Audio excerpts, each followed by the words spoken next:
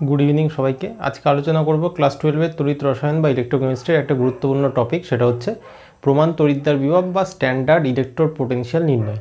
তো প্রমাণ তড়িৎদ্বার বিভব নির্ণয়টা হচ্ছে আমাদের খুব ইম্পর্টেন্ট, বিশেষ করে নিউমেরিক্যালসগুলো করতে গিয়ে কনসেপ্টটা খুব বেশি কাজে লাগে। তো প্রথমে আমাদেরকে জানতে হবে তড়িৎদ্বার বিভব কাকে বলে, তারপর জানতে হবে প্রমাণ তড়িৎদ্বার বিভব কাকে বলে। তো পুরোনো ভিডিওগুলোতে দুটোই আমি বলেছি যে তড়িৎদ্বার বিভব কী আর প্রমাণ তড়িৎদ্বার বিভব কী, তাও একবার রিপিট করছি যে তড়িৎদ্বার বিভব বা ইলেকট্রোড পোটেনশিয়ালের মিনিংটা কী। দেখো, মনে করলেও আমার কাছে একটা জিঙ্ক দণ্ড আছে, এরকম একটা জিঙ্ক দণ্ড আছে, আমার কাছে জিঙ্ক রড আছে। একে কি করতে হবে, এর আয়নের সলিউশনে চোবাতে হবে। তাহলে এর আয়ন জিঙ্ক 2+, তাহলে একটা দ্রবণ নিলাম জিঙ্ক সালফেট। তাহলে জিঙ্ক রডটাকে জিঙ্ক সালফেট দ্রবণের মধ্যে নিমজ্জিত করলাম। তাহলে কি হবে, যখনই কোনো ধাতুকে তার আয়নের দ্রবণ নিয়ে এইখানে নিলাম, মনে করলাম জিঙ্ক সালফেট, কতখানি নিলাম, 1 মোলার নিলাম। আচ্ছা, গাঢ়ত্বটা পরে বলছি। যে যখনই কোনো ধাতুকে তার আয়নের দ্রবণে নিমজ্জিত করা হবে তখন কি হবে, হয় ধাতুটা জারিত হবে বা বিজারিত হবে। তো জিঙ্কের ক্ষেত্রে আমরা জানি জারণ দেখা যায়, কি হয়, জিঙ্কটা জারিত হয়ে জিঙ্ক 2+ তৈরি করে আর দুটো ইলেকট্রন তৈরি করে। তাহলে যখনই জিঙ্কটা জিঙ্ক 2+ হবে কি হবে, আয়নগুলো দ্রবণে চলে আসবে, এখান থেকে আয়নগুলো দ্রবণে আসতে থাকবে আর এখানে দুটো করে ইলেকট্রন ছেড়ে দেবে। ইলেকট্রনগুলো তো নিয়ে দ্রবণে আসতে হবে না, ইলেকট্রনগুলো তড়িৎদ্বারের মধ্যে থেকে যাবে। তো কিছু সময় পর আমরা কি দেখবো, যখন এই জিনিসটা চলতে থাকবে কিছু সময় পরে দ্রবণটা শুধু প্লাস আয়নে ভরে যাবে, zinc plus zinc plus zinc plus. তো কিছু সময় পর দেখবো দ্রবণটা শুধু প্লাস আয়নে ভরে গেছে।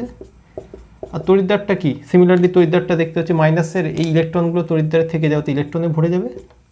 তো এই ছবিটাকে যদি আরও সুন্দর করে রিপ্রেজেন্ট করতে চাই তাহলে কিছুক্ষণ পর আমরা এরকম দেখতে পাবো যে তড়িৎদ্বারটা এরকম ঋণাত্মক আধানগ্রস্ত হয়ে গেছে বা নেগেটিভলি চার্জড হয়েছে। আর যেহেতু সলিউশনটা পজিটিভলি চার্জড বা ধনাত্মক আধানগ্রস্ত, তাই এই ধনাত্মক আধানগুলো এই ঋণাত্মক আধানের পরপর এসে অবস্থান করছে, কাছাকাছি এসে। বোঝা গেল? তাহলে যখন কোনো ধাতুকে তার আয়নের দ্রবণে নিমজ্জিত করব, ধাতুটা হয় জারিত হবে বা বিজারিত হবে।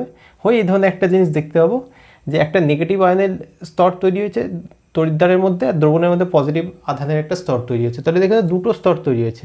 আর দেখতে পাচ্ছি তার জন্য চার্জের পার্থক্য হয়েছে। আমরা জানি যখনই কোথাও চার্জের পার্থক্য হয় সেখানে বিভব তৈরি হয়। তাহলে এখানে যে বিভবটা তৈরি হয়েছে, এই যে এই নেগেটিভ যে চার্জের লেয়ার আর এই যে পজিটিভ চার্জের লেয়ার, এটাকে বলে ইলেকট্রিক ডবল লেয়ার বা তড়িৎ দ্বিস্তর বই লেখা থাকে। এদের মধ্যে যে চার্জের পার্থক্যের জন্য যে বিভব তৈরি হয়েছে বা বিভব পার্থক্য তৈরি হয়েছে তাকে বলবো তড়িৎদ্বার বিভব। তাহলে কোশ্চেন তড়িৎদ্বার বিভবটা কোথায় তৈরি হচ্ছে, তড়িৎদ্বার বিভবটা যেখানে ধাতু আর দ্রবণ একে অপরকে টাচ করছে সেখানে তৈরি হচ্ছে। কোন দ্রবণ, ধাতুর আয়নের দ্রবণ। তো জিঙ্কের জন্য বোঝা গেল। সিমিলারলি কপারের জন্য যদি করি, কপারের হচ্ছে উল্টো প্রবণতা দেখা যায়। মনে করলাম এটা একটা কপার দণ্ড নিয়েছি, এটা কপার সালফেট দ্রবণ। কপারের প্রবণতা হচ্ছে বিজারিত হবার। তাহলে কপার 2+গুলো তড়িৎদ্বারে গিয়ে দুটো ইলেকট্রন নিয়ে ধাতব কপারে পরিণত হয়। তাহলে দ্রবণ থেকে কপার 2 চলে যাচ্ছে এখানে, তাই দ্রবণে কি বেঁচে থাকছে, শুধু SO4 2-। তাহলে দ্রবণটা ঋণাত্মক আধানগ্রস্ত এখানে হচ্ছে। আর যেহেতু তড়িৎদ্বারে প্লাসটা গিয়ে দুটো ইলেকট্রন নিয়ে নিচ্ছে, তাই তড়িৎদ্বারটা ধনাত্মক আধানগ্রস্ত হচ্ছে। তাহলে এখানে জিঙ্কের উল্টো কেস, এখানে দ্রবণটা মাইনাস আর তড়িৎদ্বার প্লাস। তাহলে এখানেও একটা বিভব পার্থক্য তৈরি হচ্ছে, এটাকে বলবো তড়িৎদ্বার বিভব। তাহলে মোদ্দা কথা, তড়িৎদ্বার বিভবের সংজ্ঞা দাঁড়ালো যখন কোনো ধাতুকে তার আয়নের দ্রবণে নিমজ্জিত করা হয় তখন ধাতু আর দ্রবণের সংযোগস্থলে একটা তড়িৎ দ্বিস্তর বা ইলেকট্রিক ডবল লেয়ার তৈরি হয়। এই দ্বিস্তরের মধ্যে যেটা বিভব পার্থক্য তাকেই আমরা তড়িৎদ্বার বিভব বলি। বোঝা গেল? তাহলে তড়িৎদ্বার বিভবের উৎস হচ্ছে এই দুটো সংযোগস্থল, প্রথম পয়েন্ট। সেকেন্ড পয়েন্ট, প্রমাণ তড়িৎদ্বার বিভব তাহলে কাকে বলে। সিচুয়েশনটা সব সেম থাকবে, শুধু কি করতে হবে, এই যে দ্রবণটা নিয়েছি তার গাঢ়ত্বকে 1 মোলার করে দিতে হবে। গাঢ়ত্বকে যদি 1 মোলার করে দিই, টেম্পারেচারকে যদি 25 ডিগ্রি সেলসিয়াস করে দিই, আর কোথাও গ্যাস থাকলে তার চাপ যদি 1 atm বা 1 বার করে দিই, তখন যে তড়িৎদ্বার বিভবটা তৈরি হয় তাকে বলে প্রমাণ তড়িৎদ্বার বিভব। তাহলে প্রমাণ তড়িৎদ্বার বিভবের জন্য আলাদা কিছু করতে হবে না, temperature 25 degree Celsius room temperature রাখলেই হলো, শুধু গাঢ়ত্বটাকে 1 মোলার নিতে হবে। তাহলে যে বিভব তৈরি হবে তাকে প্রমাণ তড়িৎদ্বার বিভব বলে। এবার মনে করলাম আমি এই প্রমাণ তড়িৎদ্বার বিভবটা মাপতে চাইছি।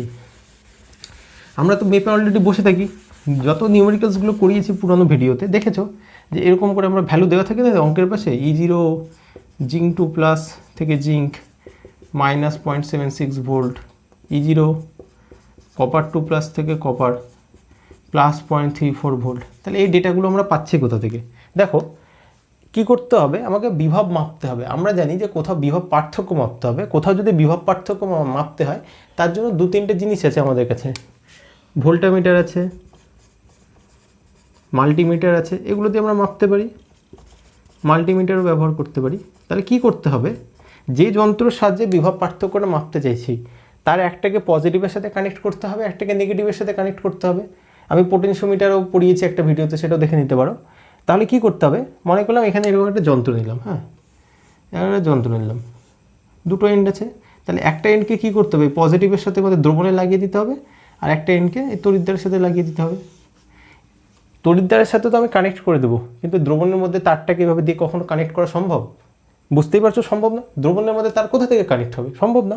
তাহলে আমি যদি দ্রবণের সাথে যন্ত্রটাকে কানেক্টই না করতে পারি, একটা এন্ডে কানেক্ট করতে পারবো, একটাতে পারবো না, তাহলে এইসব বিভব পার্থক্য মাপতে পারবো না, তাহলে প্রমাণ তড়িৎদ্বার বিভব মাপা যায় না। তাহলে যদি প্রমাণ তড়িৎদ্বার বিভব না মাপা যায়, তাহলে কোশ্চেন হচ্ছে এই যে ডেটাগুলো আমি লিখছি নিউমেরিক্যালের সময়, এই ডেটাগুলো পাচ্ছে কোথা থেকে? দেখো, এই ডেটাগুলো পাওয়ার জন্য আমাদেরকে কি করতে হয়, একটু বুদ্ধি খাটাতে হয়। সেই বুদ্ধিটা কি, যে আমরা যখন গ্যালভানিক কোষ পড়ছিলাম আমরা দেখছিলাম এদিকে জিঙ্ক সালফেট একটা তড়িৎদ্বার আছে, এদিকে কপার সালফেট একটা তড়িৎদ্বার আছে। দুজনকে একটা তারের মধ্যে দিয়ে কানেক্ট করলাম, মাঝে একটা যন্ত্র লাগিয়ে দিলাম, সে হচ্ছে এদের মধ্যে বিভব পার্থক্য বা তড়িৎচালক বল মেপে দিচ্ছিল। সল্ভ ব্রিজ আর দিলাম না। তো আমরা লিখছিলাম যে E0 সেল, এই ফর্মুলাগুলো পড়ে এসেছি পুরোনো ভিডিওতে, আমি লিঙ্ক ডেসক্রিপশনে দিয়ে দেবো, যে দেখো একবার দেখে নিও। Equals to E0 cathode minus E0 anode. তাহলে আমি ক্যাথোডের প্রমাণ বিভব মাপতে পারি না, অ্যানোডের প্রমাণ বিভব মাপতে পারছি না, কিন্তু দুজনের পার্থক্যটা মাপতে পারছি, কারণ এখানে আমি দুটো তড়িৎদ্বার পাচ্ছি যার মধ্যে যন্ত্রটাকে কানেক্ট করে দিলে দেখতে পাবো। তাহলে পরিষ্কার বোঝা যাচ্ছে যে আমরা E0 সেলটা মাপতে পারছি। Equals to E0 cathode minus E0 anode. এবার এটা মাপা সম্ভব, এটা পারছি না, এটা পারছি না। তাহলে দেখো, একটা তো কমন সেন্স হয় যে এই দুটোর মধ্যে যদি কোনো একটা জিরো হয়ে যেত, তাহলে E0 সেলটা অন্যটা সমান হয়ে যেত।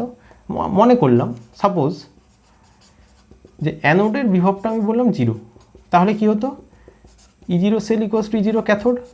তাহলে কোষের যেটা বিভব পেতাম সেটাকেই বলে দিলাম ক্যাথোডের বিভব। সিমিলারলি যদি E0 ক্যাথোড 0 হতো, তাহলে কি বলতাম, যে কোষের বিভবটা ইকুয়ালস টু মাইনাস অ্যানোডের বিভব। তাহলে আমার পক্ষে সুবিধা হতো যদি এই দুজনের মধ্যে একজন 0 হয়ে যেত, তাহলে কি করতাম, কোষেরটা বের করতাম, কোষেরটা বের করে বলতাম ওটাই ক্যাথোড বা অ্যানোডের বিভব, আরেকজনেরটা 0 হলে। তো এই কনসেপ্টটাকে কাজে লাগিয়ে কি করা হয়, যেটা প্রমাণ হাইড্রোজেন তড়িৎদ্বার, একটা প্রমাণ হাইড্রোজেন তড়িৎদ্বার নেওয়া হয়। কি নেওয়া হয়, standard hydrogen electrode, standard hydrogen electrode, বা অনেক সময় বলে প্রমাণ হাইড্রোজেন তড়িৎদ্বার, সংক্ষেপে বলে SHE। এই প্রমাণ হাইড্রোজেন তড়িৎদ্বারটা নেওয়া হয়। কি করা হয় এই প্রমাণ হাইড্রোজেন তড়িৎদ্বারের সাহায্যে? প্রথম, আচ্ছা আগে প্রমাণ হাইড্রোজেন তড়িৎদ্বারের বৈশিষ্ট্য বলি। প্রথম হচ্ছে এটা হচ্ছে একটা গ্যাস আয়ন ইলেকট্রোড। মানে এতক্ষণ যখন আমরা তড়িৎদ্বারগুলো পড়ছিলাম, তড়িৎদ্বারে দেখেছিলাম একটা দ্রবণ থাকে আর একটা কঠিন ধাতু থাকে তড়িৎদ্বার হিসাবে। এখানে একটা গ্যাস আছে, আয়ন আছে, প্রথম কথা। 2 নম্বর, এর প্রমাণ জারণ বিভব স্ট্যান্ডার্ড অক্সিডেশন পোটেনশিয়াল এবং প্রমাণ বিজারণ বিভব মানে স্ট্যান্ডার্ড রিডাকশন পোটেনশিয়াল। অত লিখছি না, মুখে বলছি, নোট করে নিও। স্ট্যান্ডার্ড অক্সিডেশন পোটেনশিয়াল প্রমাণ জারণ বিভব, SRP স্ট্যান্ডার্ড রিডাকশন পোটেনশিয়াল প্রমাণ বিজারণ বিভব, দুটোকেই 0 ধরা হয়। মানে দেখো, জারণ বিক্রিয়াটা কি হবে, যদি হাইড্রোজেন থেকে H+ হয় সেটাকে বলবো জারণ। দেখো 0 থেকে +1, এটা হচ্ছে 0 ভোল্ট। আর বিজারণ হলে কী হবে, H+ থেকে হাইড্রোজেন হবে ইলেকট্রন নিয়ে, তাহলে E0 H+ থেকে hydrogen, half hydrogen equals to 0। এই দুটোকে 0 ধরে নেওয়া হয়। বাস্তবে 0 না, কিন্তু আমরা 0 ধরে নিয়েছি যে হাইড্রোজেন তড়িৎদ্বারের ক্ষেত্রে প্রমাণ জারণ বিভব 0, প্রমাণ বিজারণ বিভব 0। 3 নম্বর পয়েন্ট হচ্ছে এটিকে ক্যাথোড ও অ্যানোড উভয় রূপে ব্যবহার করা যায়। এটিকে ক্যাথোড ও অ্যানোড উভয় রূপে ব্যবহার করা যায়। তাহলে 3টে পয়েন্ট ভালো করে মনে রাখতে হবে। তাহলে কি হবে, যে প্রমাণ হাইড্রোজেন, এবার মনে করলাম আমি একটা ধাতুর বিজারণ বিভবটা মাপতে চাইছি, তাহলে কি করব, তাকে প্রমাণ হাইড্রোজেন তড়িৎদ্বারের সাথে কানেক্ট করে দেবো। কানেক্ট করে দিলে কি হবে, E cell equals to E0 cathode minus anode. তাহলে হাইড্রোজেনের 0, তাহলে আরেকটা যে তড়িৎদ্বার আছে তার যেটা বিভব সেটাই হবে কোষের বিভব। তো এই কনসেপ্টটা কাজে লাগানো হয়। তাহলে আবার বলছি, হাইড্রোজেনের তড়িৎদ্বার 0 না, হাইড্রোজেনেরটা 0 ধরে নিয়ে তার রেসপেক্টে অন্যজনেরটা মেপেছি। এই জন্য হাইড্রোজেন ইলেকট্রোডকে বলা হয়, এই জন্য এটাকে বলে রেফারেন্স ইলেকট্রোড। রেফারেন্স ইলেকট্রোড মানে এর রেফারেন্সে অন্যগুলো মেপেছি, বোঝা গেল? রেফারেন্স ইলেকট্রোড এটাকে বলে। এর গঠনটা আমি ব্যাখ্যা করব, তার আগে দুটো কথা বলে দিই যে কী করে নির্ণয় করব। আচ্ছা, নির্ণয় করার আগে গঠনটা একটু বলে দিই। গঠন পরীক্ষায় আসবে না, তবে গঠনটা দেখা থাকলে কেউ প্রকাশ করার পদ্ধতি সম্পর্কে একটু ক্লিয়ার কনসেপ্টটা পাওয়া যায়। তাহলে গঠনটা কী করে হবে দেখো, প্রথমে বলেছি এটা একটা গ্যাস আয়ন ইলেকট্রোড, তাহলে একটা গ্যাস আছে আর একটা কিছু আয়নের দ্রবণ আছে। তাহলে আমাকে নিচে নিলাম HCl দ্রবণ, কারণ আমার H+ লাগবে, তাহলে নিয়ে নিলাম HCl দ্রবণ। গাঢ়ত্ব কত, যেহেতু প্রমাণ বলেছি তাহলে 1 মোলার, তাহলে 1 মোলার HCl দ্রবণ নিলাম। এবার কি করতে হবে, এর মধ্যে এই মলিকুল নিলাম, এর মধ্যে হাইড্রোজেন গ্যাস দিতে হবে, গ্যাস আয়ন। হাইড্রোজেন গ্যাস এমনি এমনি দিয়ে দেবো, উপর থেকে গ্যাস তো ছোড়ার জিনিস না যে উপর থেকে দিলাম চলে এলো। তাহলে আমাকে নিচে একটা টিউব বা একটা নল পাঠিয়ে তার মধ্যে দিয়ে গ্যাসটা দিতে হবে।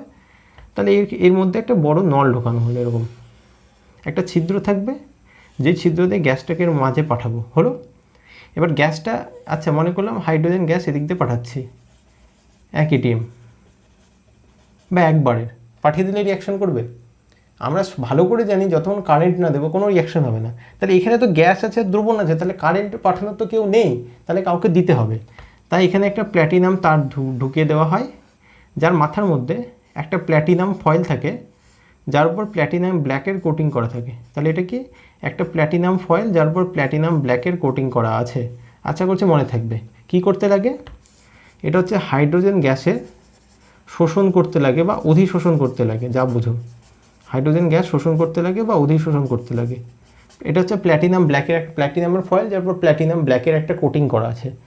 এবার দেখো কি করে হবে।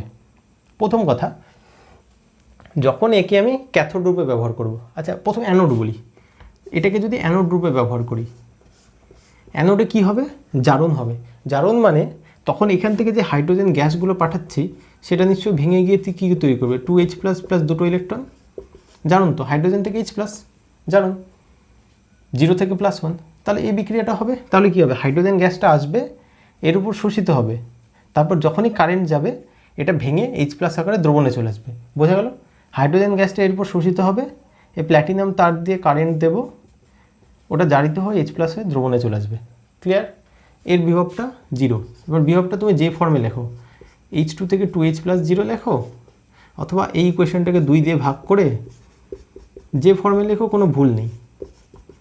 E0 হাফ হাইড্রোজেন থেকে H+ 0 লেখো, সব ঠিক আছে। এবার একে যদি ক্যাথোড রূপে ব্যবহার করি তাহলে কি হবে, ক্যাথোডে হয় হচ্ছে বিজারণ বিক্রিয়া। বিজারণ মানে H+ থেকে হাইড্রোজেন, তাহলে যখন ক্যাথোড হবে তখন এই দ্রবণের H+গুলো হাইড্রোজেন গ্যাসে কনভার্ট হয়ে এর উপর অধিশোষিত হয়ে যাবে নিশ্চয়ই, এই যে প্ল্যাটিনাম ব্ল্যাক ফয়েলের উপর।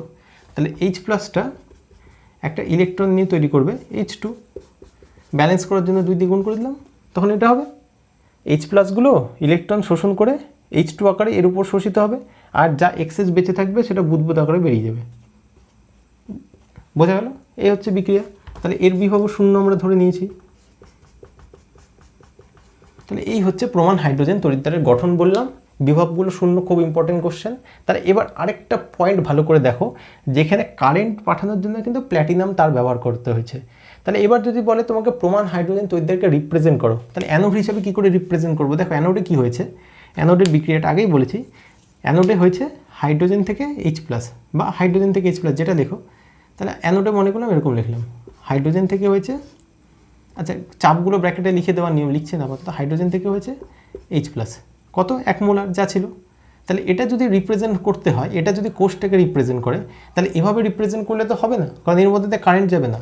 তাই এর আগে অনেক সময় এরকম করে প্ল্যাটিনাম দিয়ে কমা দেওয়া থাকে বা প্ল্যাটিনাম দিয়ে একটা দাগ দেওয়া থাকে। তাহলে কোথাও যদি এরকম দেখো প্ল্যাটিনাম আছে, হাইড্রোজেন আছে, H+ আছে, তাহলে আবার ভাববে না যে প্ল্যাটিনামটা আবার কেন বিক্রিয়া করবে, এটা বিক্রিয়া করবে না, এটার কাজ শুধু কারেন্ট দেওয়া, বিক্রিয়া করবে তো এই পোর্শনটুকু শুধু। আশা করছি বোঝা গেছে। সিমিলারলি ক্যাথোডের জন্য কি করবে, এভাবে লিখতে হবে, H+ থেকে হাইড্রোজেন হয়েছে, তারপরে কমা দিয়ে প্ল্যাটিনাম দেওয়া থাকবে, বা এরকম করে দাগ দিয়েও একটা প্ল্যাটিনাম দেওয়া থাকতে পারে, তখনও বুঝে নিতে হবে এর কাজ শুধু কারেন্ট দেওয়া। নিউমেরিক্যাল করতে গিয়ে এই জায়গাটায় সবাই ভুল করে, যে ভাবে প্ল্যাটিনামটা বিক্রিয়া করছে, কিন্তু প্ল্যাটিনাম একটা নিষ্ক্রিয় তড়িৎদ্বার, প্ল্যাটিনাম কখনো বিক্রিয়া করে না, ওটা শুধু কারেন্ট পাস করার জন্য দিচ্ছে। এবার এর সাহায্যে অন্যান্য তড়িৎদ্বারের কী করে নির্ণয় করবো, দেখো মনে করলাম আমি জিঙ্ক তড়িৎদ্বারে নির্ণয় করতে চাইছি, তাহলে আমি হাইড্রোজেনকে ক্যাথোড হিসেবেও দিতে পারি, অ্যানোড হিসেবেও দিতে পারি। তাহলে মনে করলাম যে হাইড্রোজেনকে দিয়েছি অ্যানোড হিসাবে হাইড্রোজেন ইলেকট্রোডকে ধরেছি, হাইড্রোজেন তড়িৎদ্বারকে, বা এই যে SHE স্ট্যান্ডার্ড হাইড্রোজেন ইলেকট্রোডকে আমি ধরেছি অ্যানোড, আর জিঙ্ক 2+ ধরেছি ক্যাথোড।